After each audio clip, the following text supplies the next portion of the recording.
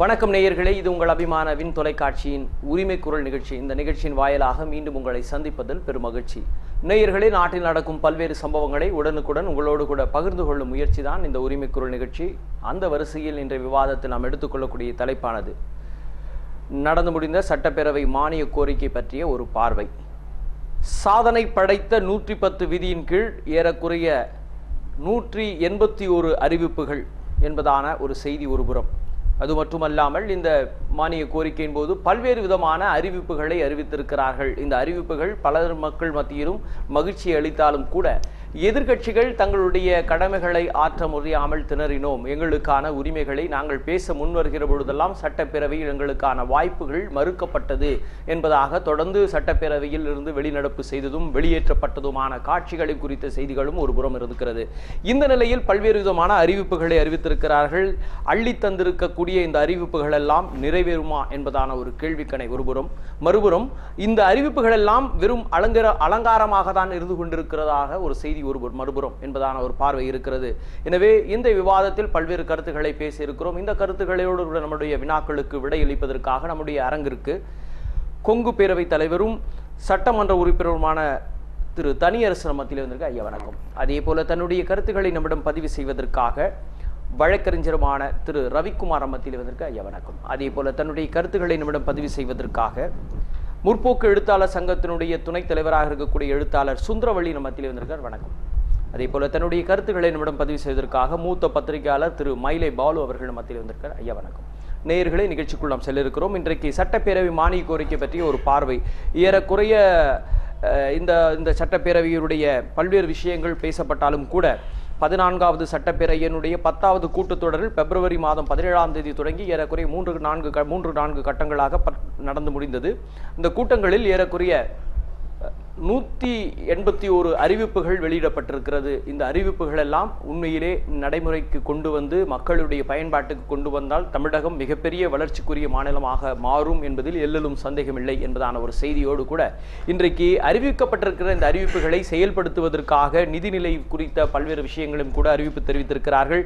அரசின் திட்டங்களுக்காக கூடுதலாக 1012 கோடி ரூபாய் துணை நிதிநிலை அறிக்கையும் தாக்கல் செய்திருக்கிறார்கள் என்பதான செய்திகளும் இருக்கிறது. இந்த நிலையில் இந்த சட்டப்பேரவையில் இப்பொழுது நடந்து முடிந்த இந்த மானிய கோரிக்கையில் நீங்கள் அங்கம் வகித்தீர்கள்.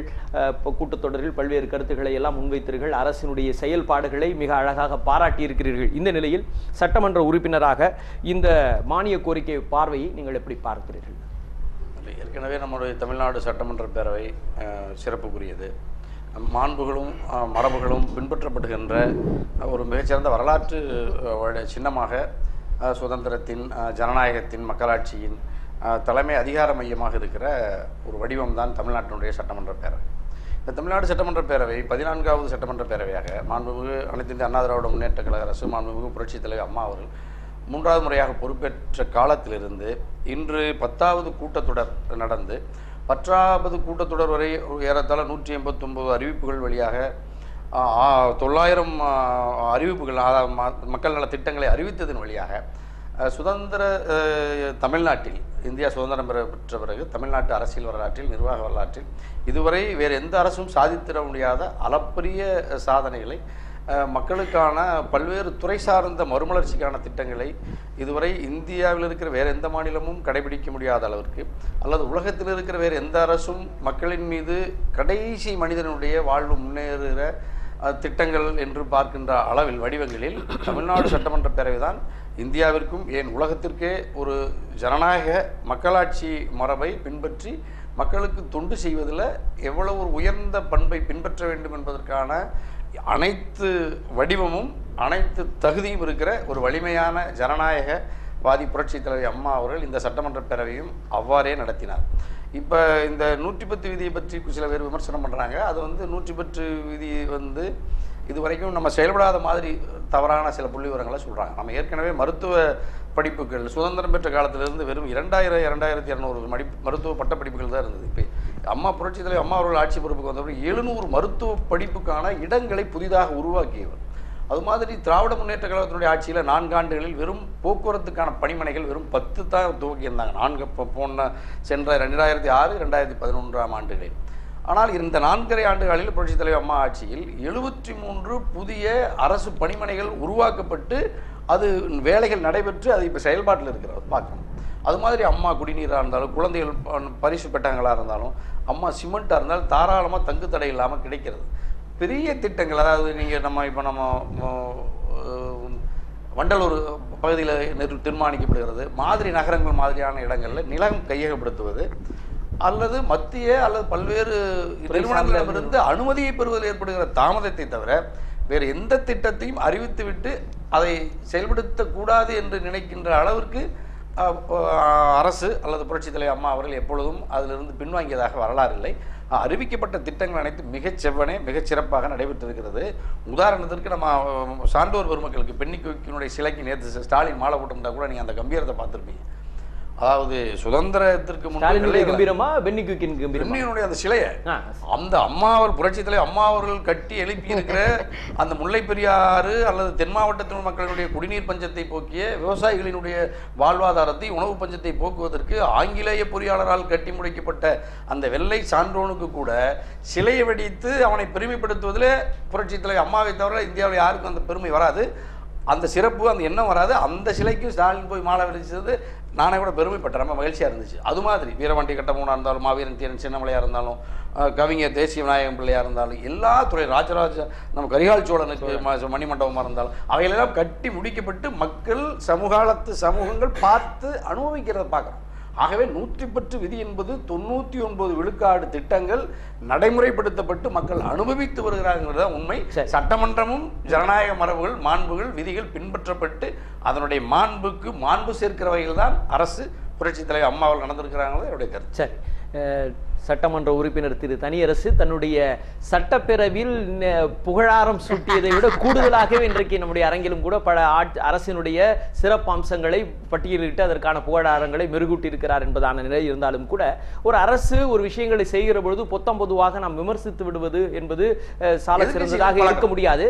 ஒரு எதிர்க்கட்சிகள் சில கருத்துக்களை முன்வைப்பதும் வழக்கமான அவர்களுடைய உரிமை என்பதான நிலைப்பாடும் இருந்தாலும் கூட இன்றைக்கு அரசின் ஒரு செயல் திட்டங்களை அறிமுகப்படுத்தும் போதோ அல்லது துவங்கும் போதோ அதை முளையிலே கிள்ளி இருக்கிற மாதிரி விமர்சனங்களை சொல்வதை விட அதனுடைய செயலாக்கங்கள், திட்டங்கள் எப்படி காலப்போக்கில் இருந்திருக்கிறது என்பதை கருத்தில் கொண்டுதான் சில விமர்சனங்களை முன்வைக்க வேண்டும் என்பதான ஒரு பார்வையும் கூட சட்டமன்ற உறுப்பினர் தனியரசு அவருடைய பார்வையாக இருக்கிறது என்பதாக கூட வைத்துக் கொள்ளலாம். இன்றைக்கு பல்வேறு விதமான அறிவிப்புகளை செய்திருக்கிறார்கள் இந்த அரசு என்பதான செய்திகளில் கூடுதல் தகவலாக மகளிர் சுய உதவி குழுக்களுக்கு அம்மா கைபேசி, ஆர்கே நகர் தொகுதியில் உள்ளிட்ட பல்வேறு இடங்களில் 4 புதிய அரசு கல்லூரிகள் என்பதான புதிய அறிவிப்புகள், இப்படி பல்வேறு விதமான தொலைநோக்கு பார்வையோடு பல திட்டங்கள் அறிவித்திருக்கிறார்கள். பத்திரிகையாளர்களுக்கான ஓய்வூதியத்தில் அதிகரிப்பு என்பதான செய்தி, தமிழில் மொழி மாற்றம் செய்யப்படுகிற படங்களுக்கு கேளிக்கை வரியில் சலுகை, இப்படியான கூடுதல் தகவல்கள், கூடுதல் அறிவிப்புகள் எல்லாம் வந்த வண்ணம் இருக்கிறது.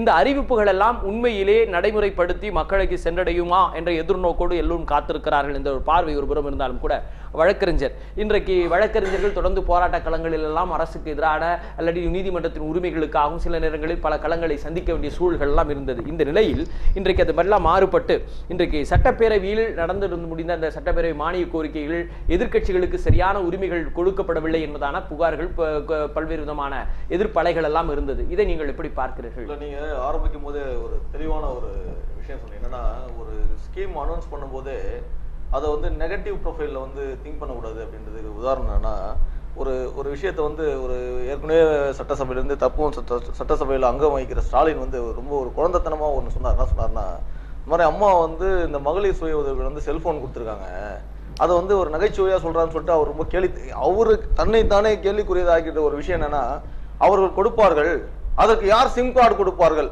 அவர் ஒரு பப்ளிக் மீட்டிங்ல பேசுறாரு, அதற்கு யார் சிம் கார்டு கொடுப்பார்கள், அதுக்கு யார் ரீசார்ஜ் பண்ணுவார்கள்? அதாவது அதோட மேம்போக்கான ஒரு தன்மை அவர் வந்து ஒரு மேல்மட்ட லெவல்லே இருக்காருன்றது. செல்போன்கள் கிடைக்கும் இன்று வரை வாங்காத மக்கள் எவ்வளவோ பேர் இருக்கிறார்கள். அந்த ஆழமான எண்ணம். சரி, நான் ஒரு உதாரணம் கேட்கிறேன். அம்மா உணவகம்னு ஒன்று இருக்கு. அப்ப அடுத்த கேள்வி அவர் கேட்பாரு, அவர் பப்ளிக்ல அந்த பெண்கள்கிட்ட கேட்ட, உங்கள்கிட்ட யார்கிட்ட ஒருத்தட்டியா செல்போன் இல்லையா? எல்லாத்தையுமே இருக்கு, அதை ஏன் கொடுக்குறாங்க? அப்போ சிம் கார்டு கொடுப்பாங்களா, ரீசார்ஜ் பண்ணுவாங்களா, காசு கட்டுவாங்களா அப்படின்னு கேட்கிறாரு. நான் கேட்கிறேன், அம்மா உணவகம் இருக்கு, யாராவது ஒருத்தர் நீங்க சாப்பிடாம இருக்கீங்களா? எதுக்கு இந்த உணவகம்? அந்த அம்மா உணவகத்தை ஏன் நான் குறிப்பா சொல்றேன்னா, அரசியல் நோக்கம் மட்டும் அதில் இருக்கு. யாராலும் மறுக்க முடியாது. எந்த எதிர்கட்சி எந்த ஊர்ல இருந்தாலும் மறுக்க முடியாது. என்ன மறுக்க முடியாதுன்னா, ஓட்டு உரிமை உள்ள மக்கள் மட்டும்தான் அதில் சாப்பிடுகிறார்கள் என்று சொல்ல முடியாது. வேற்று மாநிலத்திலிருந்து ஐடி துறையில் வேலை செய்பவர்கள் கூட நீங்கள் நேரடியாக சென்று பொதுமக்கள் எந்த கட்சியாக இருந்தாலும் சரி நேரா போயிட்டு அம்மா உணவகத்தில் பார்த்தீங்கன்னா அந்த ஐடி கார்டோட லைன்ல நின்று அவங்க சாப்பிட்றத பார்த்தீங்கன்னா எந்தெந்த மாநிலத்துல இருந்தோ வந்து சாப்பிட்றாங்க. ஆக ஓட்டு மட்டும்தான் தேவை, இந்த சாப்பாடு போட்டா ஓட்டு மட்டும் தான் தேவை என்ற எண்ணம் சத்தியமாக யாராலும் இதை மறுக்க முடியாது. அதே போல ஒரு செல்போன் வாங்க தகுதி இல்லாத எத்தனையோ மக்கள் இருக்காங்க. அதை ஆழமா புரிஞ்சு இந்த பெண்களுக்கு இது தேவை, அவர்கள் செய்யக்கூடிய அந்த சிறு சிறு கைவினை பொருட்கள் எல்லாம் விற்று சேர்க்க வேண்டும் என்றால் communication is very very essential. Therefore அதை கொடுக்கணும் அப்படின்னு நினைக்கும் போது அதை கொச்சைப்படுத்துவது நீங்க வந்து கலைஞர் டிவி கொடுத்துட்டு அதுக்கு வந்து சன் டிவி கனெக்ஷன் கொடுத்த மாதிரி இது கிடையாது. இது வந்து நான் சொல்ல, அவர்கள் கட்சியில் உள்ளவர்களே பொதுவான கட்சி சாராத மக்கள் எல்லாம் சொல்லக்கூடிய கருத்து தான் அது. ஆக நீங்க ஒரு செல்போன் கொடுக்கும் போதே இதுக்கு வந்து அப்புறம் கலைக்கல்லூரி ஆர்கே நகர்ல இதற்கு முன்னாடி யார் ஜெயித்தார்கள் என்று உலகத்துக்கே தெரியும். அப்பெல்லாம் நீங்க என்ன செஞ்சீங்களா? உடனே இவன் கேட்டா இங்கேயே நிக்கிறாங்க, இங்க எதனா பண்ணுவாங்களா? உடனே பண்ண வந்து 6 மாசம் ஆகுது, கலைக்கல்லூரின்னு ஒன்று சொல்லிட்டாங்க இல்லையா, அது நடக்குமா நடக்காதா? எப்பவுமே நெகட்டிவ் ப்ரொஃபைல் இருக்கக்கூடாது. ஒரு சார் வந்து வெல் எக்ஸ்பீரியன்ஸ்டு, அவர் சொல்றாரு இத்தனை திட்டங்கள் இம்மினன்ட், நீங்க சொல்ற சில திட்டங்கள்லாம் இம்மினண்டா வந்தாகணும், இந்த திட்டம் போட்டவனா it should effect from today. அப்போ அது அந்த தேதியில இருந்து அது நடைமுறைக்கு வரும். சில விஷயங்கள் வந்து ஒரு கல்லூரி கட்ட போறோம், ஒரு இது பண்ண உடனே வந்து அவங்க சென்ட்ரல் மினிஸ்டர் இருக்கும்போது அந்த துறையிலிருந்து இல்ல இது வந்து வன இலாக்கால வருது, இது உங்களுக்கு நான் தரமாட்டோம், அது வந்து கிளீனா தெரியும். கன்சென்சஸ் இல்லைன்னா நம்ம எதிர்கட்சியா இருக்கு, இங்க நம்ம ஆளுங்கட்சியில சென்ட்ரல் இருக்கோம், தேர்ஃபோர் தரக்கூடாதுன்றது நான் சொல்லவே தேவையில்ல. ஆக இந்த மாதிரி திட்டங்கள்லாம் 110 விதிகள் பொதுவாக உங்களுக்கு தெரியாது அப்படின்னு சொல்லலாம். அதே மாதிரி ஒரு ஆலந்தூர் சட்டமன்ற உறுப்பினர் இருந்து சொல்றாரு, நீங்க எதுக்கெடுத்தாலும், அதாவது நான் வந்து சில பேர் என்னன்னா காலேஜுக்கு போகும்போது ஒரு திட்டத்தோட போங்க, எது வந்தாலும் படிக்கணும், சில பேர் எப்படி இருந்தாலும் கட்டடிக்கணும் நினைப்பாங்க. உடனே என்ன பண்ணுவாங்க, வாழ்த்தனம் பண்ணுவாங்க, உடனே ப்ரொஃபசர் நீங்களா வெளியே போறது ரொம்ப ஜாலின்னு வந்துருவாங்க. அந்த மாதிரி தான் டிஎம்கே சட்டசபை உறுப்பினர்லாம் இருக்காங்க. திட்டம் போகும்போதே இன்னைக்கு வெளியே வந்தோம் அந்த ஒரு கேரக்டர் இருக்கும், அங்க வந்து நிக்கணும், எல்லாம் கூட்டமா நிக்கணும், ஒரு பேட்டி கொடுத்துடணும், நான் ஏன் வெளியே வந்தேன், ஏன் உள்ளே வந்தேன். மற்ற உள்ள உட்காரலாம் நீங்க வந்து சார் வந்து ஒரு ஸ்டாட்டிஸ்டிக்கே வச்சிருக்காரு, என்னன்னா எத்தனை மணி நேரம் ஆளுங்கட்சியினர் பேசினார்கள், எத்தனை மணி நேரம் இதர கட்சியினர் பேசினார்கள். அதை எடுத்து நீங்க அந்த ஒரு இதுவும் யாரும் மறைக்க முடியாது, அவை குறிப்பில் அப்படியே இருக்கும். அதுல பாத்தீங்கன்னா ஒவ்வொரு மானிய விவாதமும் ஒவ்வொரு நாளும் ஆளுங்கட்சியினர் பேசியதை விட 2-3 மடங்கு எதிர்கட்சியினர் பேசியிருப்பார்கள், இதர கட்சியினர் பேசியிருப்பார்கள். ஆக நீங்க லைவ்ல வந்து ஜெயா டிவில காட்டுறாங்க, எல்லாத்தையும் காட்ட முடியாது. ஆக நீங்க ஒரு திட்டங்கள் அறிவித்தால் இந்த திட்டம் அறிவித்தார்கள், இதை செயல்படுத்தவில்லை என்று குறிப்பா சொன்னீங்கன்னா அதை வந்து ஐஏஎஸ் ஆபீசர் இருக்காங்க, சும்மா ஒரு ஸ்கீம்லாம் வந்து ஜஸ்ட் லைக் தட்லாம் அனௌன்ஸ் பண்ண முடியாது. ஒரு சட்டசபை மாண்புமிக்க ஜனநாயக கடமை ஆற்றக்கூடிய சட்டசபையில வந்து 110 ஸ்கீம் எல்லாம் அனௌன்ஸ் பண்ணிடலாம், தேர்ஃபோர் ஓட்டு வரும் அப்படின்னு ஒரு சின்ன விஷயத்துல பார்க்க முடியாது.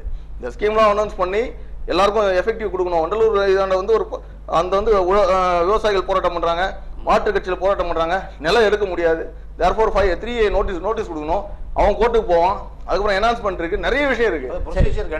அதனால இல்ல நீங்க சொல்றது போல அடிப்படையான சில உரிமைகளை நம்ம பெற வேண்டும், சில விஷயங்களை அரசு செய்ய வேண்டும் என்ற தொலைநோக்கு திட்டம் தொலைநோக்கு பார்வை இருந்தாலும் கூட அதற்கான முறையான அனுமதிகள் எல்லாம் பெற்று அதற்கான செய்யும் போது சில நேரங்களில் சில திட்டங்களுக்கு காலதாமதம் வர வேண்டும் என்பதான செய்தி இருக்கிறது.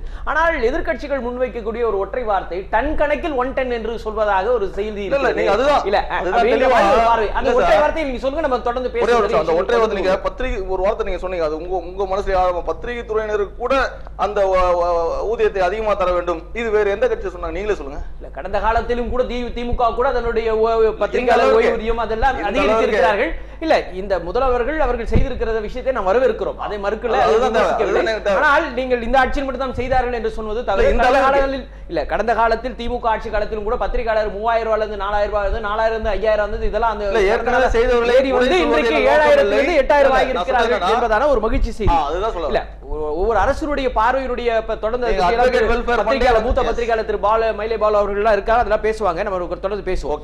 இன்றைக்கும் கூட இன்றைக்கு புதிய அறிவிப்புகள் எல்லாம் கொடுக்கப்பட்டிருக்கிறது. ஒரு அரசை ஒரு மற்ற மாநிலங்களோடு ஒப்பிட்டு பார்க்கிற பொழுது தமிழகத்தினுடைய அரசு மிக சிறப்பான முறையில் எல்லா துறைகளிலும் முன்னேற வேண்டும் என்ற ஒரு இலக்கோடு தான் இந்த மாண்புமிகு தமிழக முதலமைச்சர் அவர்களுடைய அமைச்சரவையும் இயங்கிக் கொண்டிருக்கிறது, செயல்பட்டு கொண்டிருப்பதான ஒரு பார்வையை பிரதிபலித்திருக்கிறார்கள் அந்த சட்டப்பேரவையில் என்பதான ஒரு செய்தி இருந்தாலும் கூட எதிர்க்கட்சிகளுக்கு சரியாக பேசுவதற்கான வாய்ப்பு கொடுக்கவில்லை என்பதான விவரங்களை எல்லாம் எதிர்க்கட்சிகள் குற்றச்சாட்டுகளை முன்வைத்தாலும் கூட ஏறக்குறைய இந்த மானிய கோரிக்கை மீதான விவாதத்தில் 121 உறுப்பினர்கள் 43 மணி நேரம் 55 நிமிடங்கள் பேசியுள்ளார்கள். இதில் ஆளும் கட்சி உறுப்பினர்கள் 35 பேருக்கு 9 மணி நேரமும் இதர கட்சி உறுப்பினர்களுக்கு ஏறக்குறைய 86 பேருக்கு 34 மணி நேரமும் 43 நிமிடங்கள் ஒதுக்கப்பட்டதான புள்ளி விவரங்களோடு சபாநாயகர் தெரிவித்திருக்கிறார்.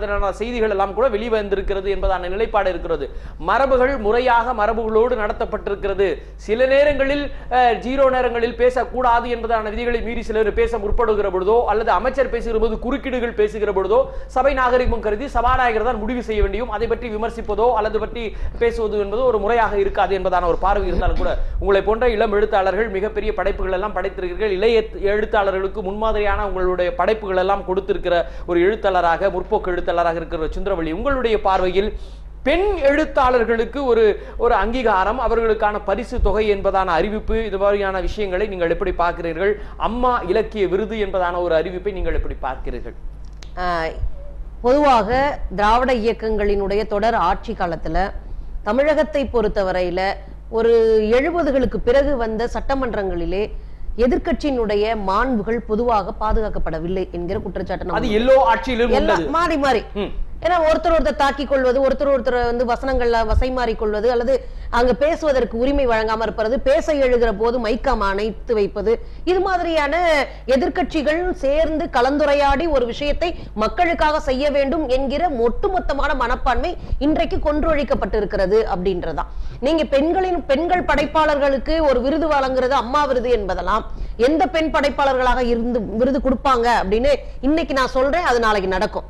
யாராக இருப்பார்கள் என்றால், யாரெல்லாம் அம்மாவை துதிபாடி கட்டுரைகள் கவிதைகள் எழுதுகிறார்களோ, யாரெல்லாம் அம்மாவை துதிபாடி படைப்புகளை கொடுக்கிறார்களோ அவர்களுக்காக இருக்கும். இல்ல ஏடிஎம்கே பேனரோட யாரெல்லாம் பேச்சாளர்களாக வருகிறார்களோ அவர்கள் எழுதுகிற விஷயங்களை எல்லாம் அவர்கள் வைப்பார்கள். முற்போக்காக சமூக சீர்திருத்தத்துக்காக எழுதக்கூடியவர்களை அவங்க நிச்சயமாக கையில் எடுப்பதற்கான வாய்ப்பே இல்லை அப்படின்ற யதார்த்தம்.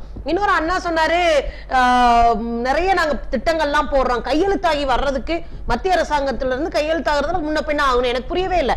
கிட்டத்தட்ட 37 மத்திய அதாவது எம்பிக்களை கையில வைத்திருக்கிற ஒரு அரசாங்கம், இன்னும் சொல்ல போனா தம்பிதுரை போன்றவர்களை எல்லாம் துணை சபாநாயகராக பாராளுமன்றத்தில் வைத்திருக்கிற ஒரு அரசாங்கம் கையெழுத்து போட்டு வரல அப்படின்னு ஒரு காரணத்தை சொல்றாங்க அப்படின்னு சொன்னா எனக்கு இதை எந்த மாதிரி பார்க்கிறது என்று புரியவில்லை. சுந்தரவள்ளி மேடம், தொடர்ந்து பேசுவதற்கு முன்பாக உங்களிடம் பேசுவதற்கு முன்பாக ஒரு பார்வையாளராக நம்முடைய இணைப்பிலே காங்கிரஸ் சட்டமன்ற உறுப்பினர் விஜயதாரணி இருக்கிறார்கள். அவருடைய கருத்துக்களை கேட்போம். Madam, good morning. Madam, good morning. வணக்கம் மேடம். நம்முடைய உரிமை குரல் நேரடி நிகழ்ச்சியில் இருந்து பேசிக் கொண்டிருக்கிறோம். சட்டசபை மானிய கோரிக்கையின் போது அறிவிக்கப்பட்ட அந்த 110 அறிவிப்புகள், பல்வேறு அரசினுடைய திட்டங்கள் குறித்து பேசிக் கொண்டிருக்கிறோம், விவாதித்துக் கொண்டிருக்கிறோம். இந்த நிலையில் சட்டமன்றத்தில் ஜனநாயக கடமைகளை ஆற்றுவதற்கு எதிர்க்கட்சிகளுக்கு சரியான உரிமைகள் தரப்படவில்லை, தங்களுடைய கருத்துக்களை தெரிவிப்பதற்கு முன்வருகிற பொழுதெல்லாம் சரியான அனுமதிகள் வழங்கப்படவில்லை என்பதான குற்றச்சாட்டு இருக்கிறது. காங்கிரஸ் உறுப்பினர் நீங்களும் உங்களுக்கு அது போன்ற அனுபவங்கள் ஏற்பட்டிருக்கும். அதை பற்றி உங்கள் பார்வை, நீங்க நடந்த இந்த சட்டப்பேரவையுடைய மானிய கோரிக்கை நீங்கள் எப்படி பார்க்கிறீர்கள்? அதாவது இந்த சட்டப்பேரவை டிமாண்ட்ஸ், இந்த மானிய கோரிக்கைகள் மீதான விவாதம் என்பது 54 துறையை கொண்ட மானியங்கள் தான் நடைபெற்றது. அதுல பாத்தீங்கன்னா எல்லாத்தையும் ஒருங்கிணைச்சு வெறும் ஒரு 18 நாளைக்குள்ள அடக்கி கொண்டு வந்துட்டாங்க. அந்த 18 நாள்லயும் பாத்தீங்கன்னா வெறும் துதிபாடும் ஒரு மன்றமாகத்தான் அது இயங்கிச்சே தவிர முழு ஆக்கப்பூர்வமான அந்த சட்டமன்றத்தை முழுமையாக பயன்படுத்தி மக்கள் நலனுக்காக அந்த சட்டமன்றத்தின் ஆக்கப்பூர்வமான நேரம் நிறைய வீணடிக்கப்பட்டுச்சு. வெறும் பாட்டெல்லாம் பாடி மன்றமாக. ஆனா ஒருவேளை எதிர்கட்சிகளின் குரலை சரியாக அவர்கள் கேட்டிருப்பார்களே, ஆனால் ஒவ்வொரு மாவட்டத்திலையும் என்ன பிரச்சனை, அந்தந்த மக்கள் எவ்வளவு துன்பத்துக்குள்ளாயிருக்காங்க, பெண்கள் எவ்வளவு இன்னலுக்குள்ளாகி இருக்கிறார்கள், பள்ளி மாணவர்கள் கல்லூரி மாணவர்களுடைய பிரச்சனை, இதெல்லாம் ஒட்டுமொத்தமா மதுவிலக்கு கோரி போராடும் வெகுஜன போராட்டம், இது போல பல்வேறு விஷயங்கள், விலைவாசி கடுமையா உயர்ந்திருக்கு. அது மாதிரி இந்த பல்வேறு விஷயங்களுக்காக நாம் பேச முயற்சிக்கிறோம். ஆனால் அந்த ஆக்கப்பூர்வமான நேரத்தை கடுமையா வீணடிச்சு அந்த 18 நாளும் கூட ஒரு செயல்படாத ஒரு மன்றம் போலதான் ஆயிப்போச்சு. அதனால என்ன, இப்ப எங்களை பொறுத்தவரை நிறைய இப்ப எங்களுக்கு கிடைக்கிற டிமாண்ட்ல எப்படியாவது பேசி தொகுதி கோரிக்கைகள்லாம் எழுதி கொடுத்துருங்கங்கிறாங்க. தொகுதி கோரிக்கைகளை பொறுத்தவரை நாங்க தொகுதி கோரிக்கை பேசி அதுக்கு அமைச்சர் பதில் கொடுக்கும் போதுதான் அதுக்கு ஒரு உறுதிமொழி வரும். அதனால இப்ப அந்த மாதிரி நிறைய விஷயங்கள் பாத்தீங்கன்னா உறுதிமொழியே தர முடியாத சூழ்நிலை. தொகுதி கோரிக்கை ஏதோ எழுதி கொடுத்தோம், அது அவை குறிப்பில் ஏறிச்சுன்னு இருந்தா தொகுதிக்கு என்ன நன்மை விளைவிக்கும்? இப்ப நான் முதல் 2 ஆண்டுகள் 2011, 12 எல்லாம் பாத்தீங்கன்னா வெறும் தொகுதி கோரிக்கையே பேசிக்கிட்டு இருந்தேன். ஏன்னா எனக்கு முதல் 3 வருஷம் எனக்கு நல்லா தெரியும், தமிழ்நாடு அளவுல உள்ள பிரச்சனையை எடுத்து சொல்லும் போது நம்ம தொகுதியை விட்டுருவோமோங்கிற இதுல வெறும் தொகுதி கோரிக்கை பேசிட்டு இருந்து, ஆனா ஒட்டுமொத்த தமிழக மக்களின் பிரச்சனையை கையில எடுக்க முடியாத ஒரு சூழ்நிலைக்கு தவிச்சுக்கிட்டு இருந்தேன் நான்லாம். அப்புறம் தொகுதி கோரிக்கை எழுதி கொடுங்கன்னு சொன்ன பிறகு நாம எழுதி கொடுத்தா பதில் கிடைக்கலங்கிற வருத்தம். அது நான் நேற்றைய முன்தினம் பேச மாநிலத்துல கூட தொகுதி கோரிக்கைனாலும் எழுதி கொடுத்துருக்கேங்கிறாங்க, சொல்லவே விட மாட்டேங்கிறாங்க. அப்படி தொகுதி கோரிக்கை எழுதி கொடுத்தா நீங்க தயவு செஞ்சு பதிலாவது கொடுங்க அப்படிங்கறதே பதிவுல ஏத்துனேன் நானு. அப்போ அந்த அளவுக்கு இன்னைக்கு போராடி என் தொகுதியிலாம் பாத்தீங்கன்னா 120 கோடிக்கு சாலைகள், 20 கோடிக்கு பாலங்கள்னு சப்பாத்து பாலம் நிறைய எல்லாம் போராடி நடையா நடந்து ஒரு டெஸ்கா போய் முதலமைச்சர், அமைச்சர்கள், அதிகாரிகள்னு நடந்து போராடி கமிட்டி முன்னாடி எல்லாம் அப்பியர் ஆகி ஃபைட் பண்ணி தான் அந்த ஃபண்டை வாங்கி நம்ம கொண்டு போறோம். ஆனா அங்க கொண்டு போற நேரத்துல பாத்தீங்கன்னா அந்த இடத்துல நிறைய ஊழல்களின் அடிப்படையில அந்த திட்டங்கள் எல்லாம் முழுமையா அமலுக்கு வர்றதுல சிரமங்கள் நிறைய இருக்கு. இல்ல மேடம், உங்க பார்வையில அரசாங்கம் அது மட்டும் இல்ல, இந்த சட்டமன்றத்துல பாத்தீங்கன்னா 110 அறிக்கையா ஒரு 181 அறிக்கையை கொடுத்துட்டாங்க.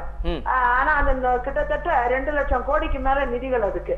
அந்த 2 லட்சம் கோடி நிதிகள் எங்க இருந்து வரும்னு இது வரைக்கும் முதலமைச்சர் சொல்லல. ஏன்னா முதலமைச்சர் அறிவித்த அறிவிப்புக்கு ப்ரொவிஷனும் அவங்கதான் சொல்லணும். அவங்க அது இது வரைக்கும் சொல்லவே இல்லை. சாதாரண 15 வருஷம் இந்த கட்சி அதிமுக கட்சி ஆட்சியில இருக்கு. 15 வருஷ ஆட்சியில முதல் முறையா ஒரு சிறப்பான அறிவிப்பு 110ங்கன்னா அந்த விதியின் கீழ் அறிவிக்கக்கூடிய எந்த விஷயமுமே சால சிறந்த அறிவிப்புகள் அப்படிங்கறதுல தலையாய அறிவிப்புகள் பட்டியல்ல உள்ளது. அப்போ அவங்க ஆதி திராவிட பள்ளிக்கு விடுதிக்கு சில்வர் தட்டு டம்ளர் கொடுக்கறத அறிவிச்சாங்க. இல்ல நான் கேக்குறேன், 15 வருஷமா ஜெயலலிதா அவர்கள் ஆட்சியில இருந்தாங்க. இந்த 15 வருஷத்துல ஒரு சில்வர் தட்டு டம்ளர் அந்த ஆதி திராவிட குழந்தைகளுக்கு கொடுக்கணுங்கிறது இந்த முதலமைச்சருக்கு தெரியலையா? அது இப்ப 110 அறிக்கையில தான் சொல்லி அத சால சிறந்த தலைய அறிவிப்பா அவங்க வெளியிடணுமா? இப்படிப்பட்ட அறிவிப்புகள் தான் கொடுத்துக்கிட்டு இருக்காங்க. ஓகே, இப்பயாவது நடைமுறைப்படுத்திட்டேன், எனக்கு ஒன்றும் பிரச்சனை இல்லை. ஆனா சில்லவல்லா நீர்மின் திட்டம், அதே மாதிரி தமிழ்தாய்க்கு 100 கோடியில சிலை, இது மாதிரி எவ்வளவோ விஷயங்கள் அறிவிக்கப்பட்டு இன்னைக்கு எந்த மின் திட்டமும் நடைமுறைக்கு வரல. அரசின் மின் திட்டங்கள் எல்லாம் முடக்கி வைக்கப்பட்டிருக்கு. தனியார்ல இருந்து மின்சாரம் அதிக விலைக்கு வாங்கி நம்ம இருந்து அதிக கட்டணத்தை வசூல் பண்ணி வீணடிக்கிறாங்க. இப்ப வரி பணம் பாருங்க. சரி மேடம், ஒரு வரியில் இந்த மானிய கோரிக்கை பற்றிய ஒரு வரியில் உங்களுடைய விமர்சனத்தை சொல்லுங்க மேடம். ஒரு வரி கோரிக்கை, நீங்க இந்த அரசாங்கம் இந்த மானிய கோரிக்கை அந்த 110 அறிக்கை குறிப்பா ஒரே ஒரு விஷயத்த சொல்லி முடிக்கிறேன். இப்ப நீங்க பாத்தீங்கன்னா இந்த மானிய கோரிக்கைகள் எல்லாம் பாத்தீங்கன்னா அதுல விவாதம் பண்றதுல அர்த்தமே இல்ல. ஏன்னா எல்லாமே 110ல விவாதம் இல்லாம முடிச்சுட்டு போயிடுறாங்க. அப்போ வெறும் அறிவிப்பா சொல்லிட்டு போயிடுறாங்க, அது விவாதம் இல்லைன்னு சொல்லிடுறாங்க. இப்ப நீங்க ஒரே ஒரு விஷயம், சுயேட்சை குழுக்களுக்கு 6000 கோடி கொடுத்தேன், 10,000 குழுக்குங்கிறாங்க, அவங்க கட்சியோட குழு அது. இப்ப அதே மாதிரி 18,000 கோடி ஏற்கனவே 4 வருஷத்துல கொடுத்தேன்னாங்க, இது வரைக்கும் எந்த லேடி கையிலயும் கிடைக்கல. அந்த 18 பைசா கூட கிடைக்கல. இந்த 6000 கோடி பாத்தீங்கன்னா எலெக்ஷனை ஒட்டி அதை ரிலீஸ் பண்றேங்கிறாங்க. 10,000 குழு செலக்டடா அவங்க கட்சிக்காரங்களுக்காக அதை ரிலீஸ் பண்றாங்க. இந்த அம்மையார் யாரோ பேசினாங்க, அவங்க 125 அந்த பெண் கவிஞர்கள் அந்த அவங்களுக்கு சிறப்பிக்கிறதுக்கு ஏதோ ஒரு திட்ட நேரத்துக்கு அறிவிச்சாங்க. அது வெறும் அதிமுக நபர்களுக்கு தான் அது செலக்ட் பண்றாங்க. அது மட்டும் இல்ல, அது உண்மைதான், அவங்க சொன்னது உண்மைதான், நான் ஆமோதிக்கிறேன். அதே மாதிரி இந்த சுய குழுக்கள் திட்டம் பாத்தீங்கன்னா 6000 கோடி ரூபாய் அரசின், நம்முடைய மக்களின் வரி பணம், அரசின் பணத்தை வாரி சுய குழுங்கிற பேர் அவங்க கட்சி ஆட்களுக்கு கொடுத்து அதை ஓட்டுக்கு பணமா மாறப்போகுது அரசாங்கத்தின் பணம். அதே மாதிரி பாத்தீங்கன்னா 110 அறிக்கையில செய்தி தொடர்பு விளம்பர துறையில பாத்தீங்கன்னா இருங்க அவங்க ஒரு 200 வண்டிய டிஜிட்டல் வண்டியை வெளியிடுறாங்க. பத்திரிகை ஊடகங்கள் மேல நம்பிக்கை இல்லாம டிஜிட்டல் வண்டியை விடுறாங்க வெளியில. அது லட்சக்கணக்கான கோடி அதுக்கு செலவு. அது மொத்தமே பாத்தீங்கன்னா அரசாங்கத்தோடைய பணத்தை எடுத்து தேர்தல் பிரச்சாரம் பண்றாங்க ரெட்டை இலை சின்னத்தை போட்டு. சரி மேடம், ஒரு வரி மேடம் 110ல நடந்துகிட்டு இருக்கு. மானிய கோரிக்கையில எந்த விவாதமும் பலனளிக்கலைங்கிறது உண்மை. சரி மேடம், உங்களுக்கு சட்டப்பேரவையில் உங்களுக்கு பேசுவதற்கு அனுமதி மறுக்கப்பட்டது என்பதான விஷயங்கள் நீங்கள் பலமுறை பத்திரிகையாளரிடம் செய்தியாளரிடம் சொல்லியிருக்கிறீர்கள். இந்த நிலையில் இந்த நிலையில் இப்ப ஒரு வரியில் ஒரே ஒரு வரியில் இந்த ஒரு வரியில் மட்டும் சொல்லிடுங்க மேடம், ஒரே வரியில் இந்த மானிய கோரிக்கை பார்வை.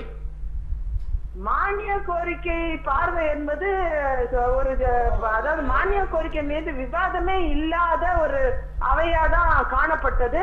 எல்லா அறிவிப்பும் 110 கீழே சொல்லி விவாதம் இல்லாமல் ஆக்குறதுக்கு விவாதம் பண்ணும் சட்டமன்றமே அவசியம் இல்லை. வீட்டில் இருந்து கொண்டே ஜெயலலிதா முதல்வர் அவர்கள் அறிவிப்பை மட்டும் செஞ்சுட்டு சர்வாதிகார போக்குல தான் நடத்திக்கிட்டு இருக்காங்கிறது உண்மை. ஒரு ஜனநாயகமான ஒரு சட்டமன்றம் நடைபெறவில்லை என்ற வருத்தம் இருக்கிறது.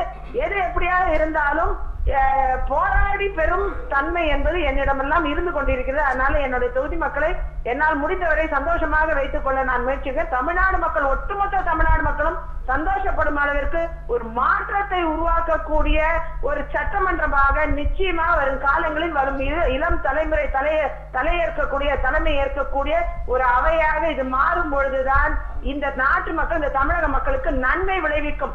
இல்லை என்றால் இது வெறும் பாட்டு மன்றமாக, வெறும் விமர்சன மன்றமாக, கேலி மன்றமாக தான் இது இயங்கி கொண்டிருக்கிறது. மானிய கோரிக்கைகள் வெறுமனே ஒரு எந்த விஷயத்தையும் சொல்லாம வெறும் ஒரு விவாதம் இல்லாத ஒரு மானிய கோரிக்கைனா விவாதம் இருக்கணும். விவாதம் சொல்றேன். 110 காணாமல் போன மானிய கோரிக்கைகள் என்பதுதான் இதோடைய தலைப்பாக இருக்கணும். சரி, நன்றி மேடம், உங்களுடைய கருத்துக்களுக்கு நன்றி. நன்றி. இது விவாதம் இல்ல, தயவு பண்ணி சொல்றேன். நீங்க இப்படி விவாதம் பண்றதுன்னா உங்களுக்கு வாய்ப்பே தேவையில்லை. இல்ல எது விவாதமே தேவையில்லை. ஒரு சட்டம் உட்கார வச்சுட்டு உங்களுக்கு நேரம் தர என்ன இங்க இருக்கு மணி 11 ஆச்சு. சரி, இல்ல சார், உங்களுக்கு நேரம் தர இல்ல. ஒரு சட்டமன்ற உறுப்பினர் பல நேரங்களில் வாய்ப்பு அங்க பறிக்கப்பட்டதுன்னு ஒரு எதிர்க்கட்சி தேவையே இல்லை. என்ன சார் அவங்க பேசிட்டு இருக்கும்போது கட் பண்ணி கொடுத்தீங்க. இல்ல நான் வாய்ப்பு இருக்கு, இன்னும் அரை மணி நேரம் இருக்கு. வாய்ப்புங்கிறது சும்மா இது இல்ல, யாசகம் இல்ல. சரி, சொல்லுங்க. ஒரு ஈக்குவல் டிஸ்கஷன்னா ஒரு சட்டமன்ற உறுப்பினர் தன்னுடைய ஒரு பெண் இருக்கட்டுங்க. அப்ப நாங்களே என்ன, அப்ப நாங்க அப்ப அவரு சட்டமன்ற ஒரு கருத்து கேட்கணும். இதெல்லாம் சரியில்லை. பேசுவோம். அதுல வந்து ஒரு டைம் லிமிட் வச்சுக்கிட்டீங்கன்னா கொஞ்சம் பேச வந்தவங்களுக்கு கொஞ்சம் பேசுறத கட் பண்ணுவாங்க. அப்ப நாங்க வந்து அப்ப சும்மா நிறைய கேட்டாங்க. 40 கிட்டத்தட்ட 37 பேருக்கு மேல வந்து எம்பியா இருக்கிறவங்களால செய்ய முடியலன்னா மற்ற மாநிலங்களால எப்படி செய்ய முடிஞ்சது அவங்களுடைய வளர்ச்சி திட்டங்களை என்ற ஒரு கேள்வி இருக்கு. இன்னொன்னு, இங்க டிஜிபி இது இந்த மாநிலத்தினுடைய வளர்ச்சி விகிதாச்சாரம் அப்படின்னு பாத்தீங்கன்னா இத்தனை ஆண்டுகள்ல இல்லாத அளவுக்கு மிக குறைந்துகிட்டே போகுது அப்படின்ற யதார்த்தத்தையும் நம்ம பதிவு செய்ய வேண்டி இருக்கிறது. இன்னொரு விஷயம் கூட பாத்தீங்கன்னா இன்னும் புதுமையான திட்டங்கள்லாம் அறிவிச்சாங்க. எனக்கு என்னன்னா, சட்டப்பேரவையில் நின்றுட்டு விவசாயிகள் தற்கொலையே பண்ணிக்கல தமிழ்நாட்டுல அப்படின்ற ஒரு விஷயத்தை வெளியே சொல்லுவது எவ்வளவு கேவலமான விஷயம் கூட அங்க இருக்கிற அமைச்சர்களுக்கு தெரியாம போச்சு. தமிழ்நாட்டுல நிறைய விவசாயிகள் தற்கொலை பண்ணிக்கிட்டு மொத்தமா கூட்டிட்டு வந்து வள்ளுவர் கோட்டத்துல அவங்க மனைவியை வச்சு வாயால பேச வச்சிருக்கிறோம். அதுக்கு பிறகும் கூட அவங்க வந்து அங்க வந்து விவசாயிகள் தற்கொலை இல்லைன்னு இருக்காங்க. அம்மா புதுசா ஒண்ணு விவசாயிகளுக்கு அறிவிச்சிருக்காங்க. டூர் கூட்டிட்டு போறாங்களா பக்கத்து மாநிலங்களுக்கு எல்லாம், போய் அங்க இருக்கிற அறிவியல் தொழில்நுட்பங்களை எல்லாம் வந்து கற்றுக் கொடுக்க போறாங்களா. எங்க விவசாயிகளுக்கு தெரியாத விவசாயத்துக்கு தேவையான அறிவு தொழில்நுட்பம் எல்லாம் விவசாயிகள்கிட்ட இருக்கு. ஆனா நீங்க செய்ய வேண்டியது என்ன, பாசனத்துக்கான நீர்ப்பாசனத்துக்கான நீர் வசதியும் உரமானியத்தை கொடுக்க வேண்டியதும், அதுக்கான மானியங்கள், இலவச மின்சாரம், இது மாதிரியான விஷயங்களை கொடுத்து உழவை நீங்க தூக்கி வர்றதுக்கு பதிலா டூர் கூட்டிட்டு போறது எப்படி நியாயமா இருக்கும்? இது போல அவர்கள் அறிவிக்கிற அறிவிப்புகள் எல்லாம் வெறும் அறிவிப்புகளாக மக்களை ஒரு கேலி பொருளாக வைத்துக் கொண்டு அறிவிக்கிறார்களோ என்கிற குறைபாடு எங்களை போன்றவர்களுக்கு எல்லாம் இருக்கிறது. இன்னொன்னு கூட சொன்னாங்க, மின்சாரம் தடையில்லாமல் கிடைக்கிறது என்றெல்லாம் அறிவிக்கிறாங்க. 2,50,000 கோடி ரூபாய் கிடைச்சிருச்சு, நாங்க வந்து தடையில்லாம இன்னைக்கு வந்து பிசினஸ்க்கு நாங்க கொடுக்க போறோம்ன்றாங்க. நான் ஒரே ஒரு கேள்வி வைக்கிறேன். நேத்து நான் போயிருக்கேன் கடலூருக்கு, நான் பேசுறதுக்காக போயிருக்கேன் கடலூருக்கு. கிட்டத்தட்ட ஒரு 20 முறை வந்து மின்சாரம் கட் பண்ணி கொடுக்குறாங்க. 1 மணி நேரம் வரல, அரை மணி நேரம் வரல, 3/4 மணி நேரம், ஒரு 20 தடவை வரலன்னா ஒரு தொழில் நகரமா இருக்குது. நேத்து நீங்க பாத்தீங்கன்னா லாரி கட்டுற தொழிலாளர்கள் ஒண்ணு புலம்புறாங்க, 20 நாள் ஆகும் ஒரு லாரி கட்டுறதுக்கு. இன்னைக்கு 30 நாள் ஆயிட்டு இருக்கு. அப்படி 30 நாள் ஆனா 20 நாள் சம்பளம் தான் கிடைக்குது.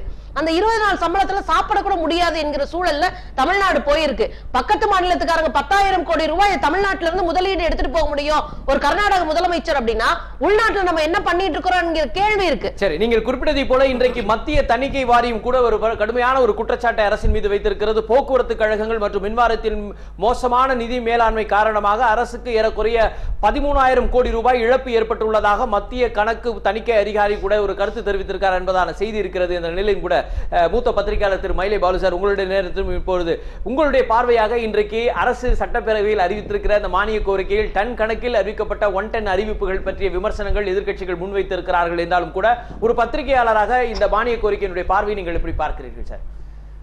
எவ்வளவு நேரம் தெரியல எனக்கு. சரி சார், அதாவது மானிய கோரிக்கைகளுக்காக சட்டமன்றம் 45 நாள் நடப்பது என்பது ஒரு தொடர் நடவடிக்கை. அது ஐயாவுக்கு தெரியும், எல்லாருக்குமே தெரியும். 45 நாள் மார்ச்சில் தொடங்கினா மே மாதம் தான் முடியும். அந்த அளவுக்கு இருக்கும்.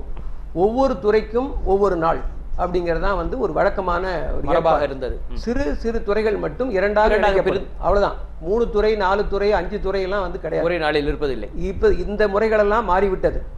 அதுக்கு அடுத்தபடியாக இந்த மானிய கோரிக்கைகளுக்கான விவாதமே நடக்குமா நடக்காதா என்பது பெரிய கேள்விக்குறியாக இருந்தது. அது பற்றிலாம் பேசுறதுக்கு எங்க நேரமும் இல்லை, ஒன்றும் இல்லைன்னு ஆகிப்போகுது. அப்போ இது நடக்குமா நடக்காதாங்கிற கேள்வி வந்து எப்போ பட்ஜெட் தாக்கல் செய்யப்பட்ட உடனேயே அது நடத்தப்படணும்.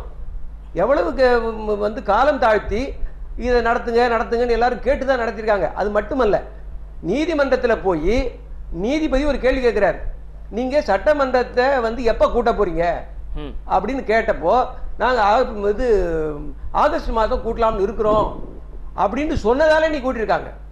இல்லைன்னு சொன்னா கூட்டுவாங்களான்னு சந்தேகம்.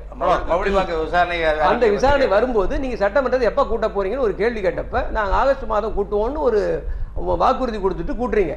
அப்போ இது ஒரு கேள்வி நிர்பந்தத்தின் அடிப்படையில் தான் அதான் கூற்று. ஒரு நிமிஷம் நான் சொல்லிடுறேன், நீங்க பேசுங்க. ஏன்னா அப்ப என்ன நிலைமை? அப்ப இந்த சட்டமன்றத்தில் வந்து வாதம் நடக்குமா நடக்காதுன்னு இருந்தது ஒண்ணு. அதுக்கு அடுத்தபடியாக நேற்றுக்கு பாத்தீங்கன்னா துணை மானிய கோரிக்கைகள் ஒண்ணு பதிவு பண்ணி வச்சிருக்காங்க. 1012 கோடி ரூபாய்க்கு மானிய கோரிக்கைகளே நிறைவேறல. பட்ஜெட் மீதான பொதுவாதம் நடைபெற்றது, அவ்வளவுதான். மானிய கோரிக்கைகளே நிறைவேறல. மானிய கோரிக்கைகளே நிறைவேறாத ஒரு சட்டமன்றத்தில் துணை மானிய கோரிக்கை எங்கிருந்து வரும்? இது ஒரு பெரிய கேள்வி. இல்ல அது வேற. ஆனா துணை மானிய கோரிக்கை நேற்றுக்கு தான் இப்ப வந்து தாக்கல் பண்ணி நிறைவேற்றிருக்காங்க. அப்போ மானிய கோரிக்கை நிறைவேறின பிறகுதான் பொதுவா என்ன பண்ணுவாங்கன்னா துணை மானிய கோரிக்கைங்கிறது எப்ப வரும்னு சொன்னா ஒரு டிசம்பர் மாசத்துல நவம்பர் மாசத்துல கூடுகிற சட்டப்பேரவையில ஏற்கனவே ஒதுக்கப்பட்ட நிதி போதவில்லை, ஆகவே இந்தந்த துறைகளில் கூடுதலாக கொஞ்சம் செலவு செய்து விட்டோம் அதுதான் சொல்றேன். இல்ல அதுதான் நடைமுறை. ஆகவே இதெல்லாம் கூடுதலாக செலவு செய்து விட்டோம், ஆகவே இதற்கு நீங்கள் ஒப்புதல் தர வேண்டும் என்றுதான் அடுத்த கூட்டத்தொடரில் வைப்பார்கள். அது ஒரு குறுகிய கால கூட்டத்தொடர், ஒரு 10 நாள் நடக்கும். அதுல இந்த துணை மானிய கோரிக்கையை வைத்து அதுவும் விவாதம் இல்லாமல் நிறைவேற்றப்படும் நிபந்தனையோட வைப்பாங்க. ஆக அதுதான் முறை. அப்ப நேற்றுக்கு பாத்தீங்கன்னா துணை மானிய கோரிக்கை முதல் நாள் நிறைவேறுது, அதான் கில்லட்டின் போட்டு அடுத்த நாளைக்கு துணை மானிய கோரிக்கை வைக்கிறாங்க.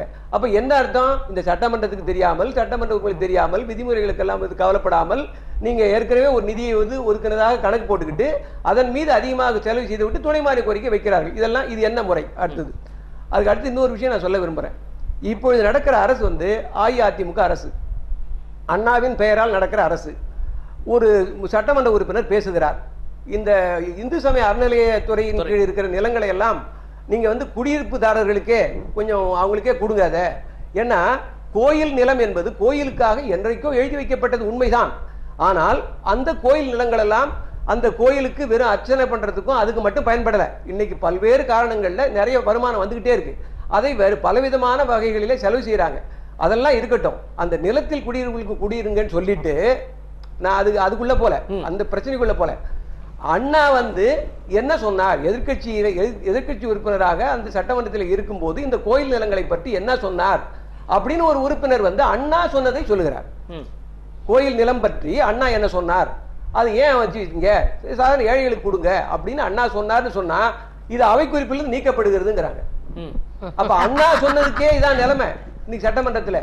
இது எதுக்கு நீக்கப்படணும்? நான் என்ன சொல்றேன்னா நீங்க விளக்கம் சொல்லுங்க. அண்ணா வந்து 1967 முன்னாடி சொன்னாருங்க, அதை அப்படி எடுத்துக்க முடியாது சொல்லுங்க. அப்படிதான் நீ சொல்லியிருக்காங்க. அமைச்சர் சொல்றாரு, என்னன்னு சொல்றாருன்னு சொன்னா இது வந்து சந்திரன் இருக்கிற சூரிய சந்திரன் இருக்கிற வரைக்கும் அது கோயிலுக்கு தான் இருக்கணும்னு அந்த காலத்துல எழுதி வச்சுட்டு போனாங்களாம். அது ஒரு மரபு. சூரிய சந்திரன் உள்ளவரை இது இதுக்கே இருக்கணும் அப்படின்னு எழுதி ஒரு மரபு. அந்த மரபுக்காக அது அப்படியே வந்து பதிவு பண்றாரு ஒரு அமைச்சர். அப்ப அண்ணா சொன்னதை நீங்க கேட்கறீங்களா இல்லையாங்கிற கேள்வி. இதெல்லாம் இருக்கு. நான் சொல்ல வரேன், இது விவாதத்துக்குள்ள போக முடியல, அதான் பிரச்சனை. அவை குறிப்பு நீக்கின பிறகு நாளைக்கு அண்ணா சொன்னதே நீங்க நினைக்கிறீங்கன்னா அப்ப என்ன விஷயம்ன்றது நமக்கு புரியல. பொதுவாக சட்டமன்றத்தை பொறுத்தமட்டில் இப்பொழுது கூடிய அமைச்சர்கள் எல்லாம் அம்மா சொல்வதை தான் இருக்கிறாங்க. அண்ணா சொன்னாங்க அது இருக்கட்டும், நம்ம அதை தான் சொல்ல வரோம். மாத்திக்கலாம், ஒன்னும் பிரச்சனை இல்லை. எதிர்காலத்துல அது வந்து அண்ணா திராவிட முன்னேற்ற அண்ணா அம்மா திராவிட முன்னேற்ற மாத்தலாம். அதுக்குள்ள போல ஒரு சின்ன விஷயத்தை கூட நான் சொல்லி உங்களுக்கு எனக்கு நான் மத்தவங்களுக்கு சொல்லிட்டு என் நேரத்தை நான் வீணாக்க இல்ல உங்களுக்கு கூடுதலாக நேரத்தை கூடுதலா வேணாம். மத்தவங்க நான் சொன்னதுக்கு பதில் சொல்லணும்ல. சொல்லுங்க சார். அதனால வந்து என்ன நான் சொல்ல வரேன்னு சொன்னா, இந்த அம்மா என்கிற திட்டத்தை இவர்கள் ஊக்கப்படுத்திக் கொண்டே வருகிறார்கள். அம்மா உப்புங்கிறாங்க, அம்மா சிமெண்ட்ங்கிறாங்க, மின்சாரத்துக்கு அம்மான்னு பேர் வைக்கல, அப்புறம் டாஸ்மாக்கு பேர் வைக்கல, மத்த எல்லாம் சொல்லிட்டே அம்மா குடிநீர் தான். நீங்க ஆலோசனை ஏதாவது சொல்ற போறீங்க சார், அது கேட்ட போறாங்க சார். கேட்கறது ஒண்ணு இல்ல, பிரச்சனை இல்லை. அதுதான் இந்த நீதிமன்றம் ஒரு வழக்கிலே அம்மா என்பது பொது பெயர் அப்படின்னு ஒரு தீர்ப்பு சொன்னதால இவங்களுக்கு இந்த ஊக்கம் வந்தது. நான் கேக்குறேன், நீதிமன்றம் இருக்கட்டும், நீதிமன்றம் நல்லதுதான், நீதிமன்றத்தை நான் விமர்சனம் செய்யக்கூடாதா? சரி, ஒரு அம்மா என்கிற வார்த்தை என்பது பொது பெயர் என்று எல்லாருக்கும் தெரியும். அம்மா என்றால் அன்பு, அன்பு, அப்பா என்றால் அறிவுன்னு இங்க அம்மாவே பாட்டு பாடியிருக்காங்க. நான் அதெல்லாம் ஒண்ணு சொல்லல. சரி, ஆனால் அம்மா என்பது பொது பெயர் என்பதும் தெரியும், அம்மா என்பது யாருடைய சிறப்பு பெயர் என்பதும் தெரியும். இது வந்து ஒரு பொதுவான நடைமுறை. அப்போ வெறுமனே ஒரு வார்த்தையை மட்டும் வைத்துக் கொண்டு அந்த நீதிபதி தீர்ப்பு சொல்லியிருக்காரு. அது சரியான்றது ஒரு தனி கேள்வி. அது போனா போட்டு அதை வச்சு எல்லாம் பண்ணிட்டு இருக்காங்க. நான் ஒரு பத்திரிகையாளர் முறையில என்னுடைய ஒரே சில பாயிண்ட்களை மட்டும் நான் சொல்லிடுறேன். இப்போ ஓய்வூதியம் பெறுகிறவர்களுக்கு வந்து அந்த ஓய்வூதியத்தை வந்து 7,500 8,000 ஆக்கிட்டாங்கன்னு சொல்லி நேற்றுக்கு எல்லாருமே ரொம்ப பிரகாங்கம் அடைஞ்சு போனாங்க. அது தானாகவே வந்து 500 ரூபாய் அதிகமாக கொடுத்துருக்காங்க. நான் என்ன கேட்குறேன், இந்த அரசாங்கம் ஓய்வூதியம் என்பது இதை கேட்கும் போது என்ன தோணுன்னு சொன்னா, பாக்குற உங்களுக்கு ஜனங்களுக்கெல்லாம் பத்திரிகை வேலை செஞ்சா போதும்பா, ரிட்டையர் ஆனா 8,000 ரூபாய் கொடுக்க போறாங்க, யாருக்கு கொடுக்க போறீங்கன்றத பத்தி யாருக்கும் தெரியாது. நிச்சயமாக பத்திரிகையாளர்களுக்கான சில முறைகள் பின்பற்றப்படுகிறது. அதில் மூத்த பத்திரிகையாளர்கள் பல பேர் பதிவு செய்து ஓய்வூதியம் பெறுவதற்காக காத்திருந்து கையில் கிடைக்காம போன பத்திரிகையாளர் எத்தனை பேர் இருக்கிறார்கள்? நீங்கள் நிபந்தனை விதித்து, நலிவுற்ற பத்திரிகையாளர் ஒரு நிபந்தனையை விதித்து, இந்த நலிவு என்றால் என்ன என்பதற்கு சில வரைமுறைகளை வைத்து இதுவரைக்கும் பத்திரிகையாளர்கள் எத்தனை பேர் கொடுத்தீங்க பட்டியல் கொடுங்கன்னா அதை கொடுக்க மாட்டேங்கிறீங்க. ஒன்று. மற்றொன்று, நாம நியாயமா கேட்கிறோம், எல்லா பத்திரிகையாளர்களுக்கும் ஓய்வூதியம் கிடைப்பதை போல கேரளாவிலே திட்டம் இருக்கிறது. அதுக்கு பேர் கான்ட்ரிபியூட்டரி பென்ஷன், அதாவது பங்களிப்பு ஓய்வூதியம் அப்படின்னு ஒரு திட்டத்தை அவர்கள் கொண்டு வந்து நிறைவேற்றி இருக்கிறார்கள். எல்லா பத்திரிகையாளருக்கும் அந்த ஓய்வூதியம் என்னவென்று சொன்னால், அரசாங்கம் ஒரு பங்கு, பத்திரிகை நிறுவனம் ஒரு பங்கு, இந்த ஊழியர்கள் ஒரு பங்கு, இவை எல்லாமே மூன்றும் கணக்கிடப்பட்டு கான்ட்ரிபியூட்டரி பென்ஷன் என்கிற முறையில எல்லா பத்திரிகையாளர்களும் கிடைக்குது. அந்த திட்டத்தை அமல்படுத்துங்கள் சொல்லி நாங்க 10 வருஷமா கேட்டுட்டு இருக்கிறோம். அதை பற்றி எல்லாம் பரிசீலிக்க மறுக்கிறார்கள். இங்கதான் பிரச்சனைங்கிற நானு. நீங்க பொதுவாக இதெல்லாம் சொல்ற போது என்னமோ பாலாரும் தேனாரும் பத்திரிகையாளர் வாழ்வில் ஓடுதுன்னு நினைக்கிறாங்க. அது எத்தனை பேர் கிடைச்சதுன்னு கேட்டா சிக்கலா இருக்கு. ஆகவே நான் இதோட நான் முடிச்சுக்கிறேன். என்ன ஒரே நீங்கள் குறிப்பிட்டது போல மூத்த பத்திரிகையாளர்கள், பல பத்திரிகையாளர்கள், ஓய்வு பெற்ற பத்திரிகையாளர்கள் நிறைய பேர் அவர்களுக்கான ஓய்வூதியம் சென்றடையவில்லை என்பது யதார்த்தம். பல பத்திரிகையாளர் விபத்துக்குள்ளாகி அவர்களுக்கு இறந்து போனவர்கள் பத்திரிகையாளருக்கான நிதிநிலை போய் சேரவில்லை. இன்னும் பல பத்திரிகையாளர்கள், மூத்த பத்திரிகையாளர்கள் காத்திருப்பிலே காத்திருக்கிறார்கள். வர விரும்பல. சரி, அதுதான் ஆலோசனையா சொன்னேன். சரி, இந்த ஓய்வூதியத்தை பற்றி அரசு பரிசீலிக்கணும். அந்த ஓய்வூதியம் வந்தால் எல்லா பத்திரிகையாளர்களும் மகிழ்ச்சி அடைவார்கள். அதை அரசு பரிசீலிக்கிறது எங்களுடைய கோரிக்கை. நாங்க வந்து இந்த அரசு குற்றஞ்சாட்டு சொல்ல ஒரே ஒரு விஷயத்தை மட்டும் சொல்லிக்கிறேன். நேற்றுக்கு பேரவைத் தலைவர் வந்து ஒரு அறிவிப்பை, சட்டப்பேரவை முடியும் போது எல்லாரும் அறிவிப்பார். அறிவிக்கும் போது பேரவைத் தலைவர் தன்னை மறந்து ஒரு விஷயத்தை சொல்கிறார். இது வந்து ஒரு பேரவைத் தலைவருக்கு அழகா என்பது பற்றி நான் இதன் மூலமாக நான் தெரிவிக்க விரும்புகிறேன். என்ன சொல்றேன்னு சொன்னா, 110 விதியின் கீழ் அறிக்கை சமர்ப்பிப்பது என்பது ஐயா கூட சொன்னாங்க, அது தப்பு இல்ல, யாருமே தப்புன்னு சொல்ல முடியாது. அது விதின்னு ஒண்ணு இருக்கிறப்போ அதை பயன்படுத்தல, அது தப்பு இல்ல. ஆனால் அது விவாதம் இல்லை என்பதை தான் அவர்கள் அதுக்குள்ள பூந்து கொண்டுதான் அதை வந்து அறிவிச்சுட்டு போறாங்க. அதெல்லாம் இருக்கட்டும். ஒரே ஒரு சின்ன இது, நேற்றுக்கு பத்திரிகையாளர் ஓய்வூதியம் அறிவிக்கிறீங்க, பல திட்டங்கள் அறிவிக்கிறீங்க, எல்லாத்துக்கும் ஒரு துறை இருக்கா இல்லையா? அந்த துறையின் அமைச்சர் அதை அறிவித்தால் என்ன? அதை ஏன் முதலமைச்சரே அறிவித்துக் கொண்டிருக்கிறார்? என்னை தவிர வேற யாருக்கும் எந்த அதிகாரம் இல்லை அப்படிங்கறத எடுத்துக்காட்டு. அதனால்தான் அந்த துறையினுடைய கோரிக்கைகள் வருகிற போது அந்த அமைச்சர் அதை அறிவித்தால் என்ன? இவங்களே பாத்தீங்கன்னா முதல் நாள் கோரிக்கை நிறைவேறும், 2 நாள் கழிச்சு இவங்க அறிவிப்பாங்க. அப்படித்தானே செய்தித்துறை நடந்திருக்கு. முந்தா நாள் செய்தித்துறை மானிய கோரிக்கை, நேற்றுக்கு இவங்க அறிவிக்கிறாங்க. ஏன் அதை அந்த அமைச்சர் அறிவிக்கிறது? அப்ப பிரச்சனை என்னவென்று சொன்னால், அமைச்சர்கள் எல்லாம் சும்மா உட்காந்துருங்க சைட்லன்றது ஒண்ணு. ஒருவேளை இந்த அரசு ஒரு குடையின் கீழ் இறங்குகிற ஒரு அரசாக தன்னை காட்டிக்கொள்வதற்காக இருக்கட்டும், நல்லது. நான் பேரவைத் தலைவரை பத்தி என்ன சொல்ல வந்தேன்னு சொன்னா, சாதனைன்னு சொல்லலாம், தப்பு கிடையாது. 181 அறிக்கைகளை 110 கீழ் வைத்து கின்னஸ் சாதனைன்னு சொல்றாரு. இது என்னங்க இது? ஒரு சட்டப்பேரவையில் பதிவு செய்யற வார்த்தையா இது? சாதனைன்னு சொல்லலாம், தப்பு கிடையாது. கின்னஸ் என்பது என்ன? 120 மணி நேரம் டான்ஸ் ஆடினாங்க, 100 மணி நேரம் யோகா பண்ணாங்க, 200 மணி நேரம் குதிச்சாங்க, இதுதான் கின்னஸ். அது ரெக்கார்டுக்காக அவன் பயன்படுத்துறான். சட்டப்பேரவையில வந்து இந்த மாதிரி ஒரு அறிக்கையை தயாரிக்கப்படுது. இதுவரை எந்த முதலமைச்சரும் இப்படி டன் கணக்கில் டன் 101 டன் வழிவதில்லை என்பதாக சபாநாயகர் உணர்ந்திருப்பார். அதனுடைய வெளிப்பாடாக வார்த்தையை கூட நம்ம பதிவு பண்றோமேங்கிற அந்த ஒரு தன்னுணர்வு கூட இல்லாம, பொதுவாக அவை குறிப்பிலிருந்து சில வார்த்தைகளை அவர் தான் நீக்குவார். எனவே அவர் பேசிய விஷயத்தை நாம் நீக்குவது என்பது மரபாக இருக்குமா என்பது தெரியவில்லை. உங்கள் கருத்தை நீங்கள் முன்வைத்திருக்கிறீர்கள். நேயர்களே, இந்த விவாதத்தில் சட்டப்பேரவை மானிய கோரிக்கை பற்றிய பல்வேறு கருத்துக்களை பரபரப்பாய் பேசிக் கொண்டிருக்கிறோம். ஒரு சிறு விளம்பர இடைவெளிக்கு பிறகு மீண்டும் நிகழ்ச்சி முழங்கும்.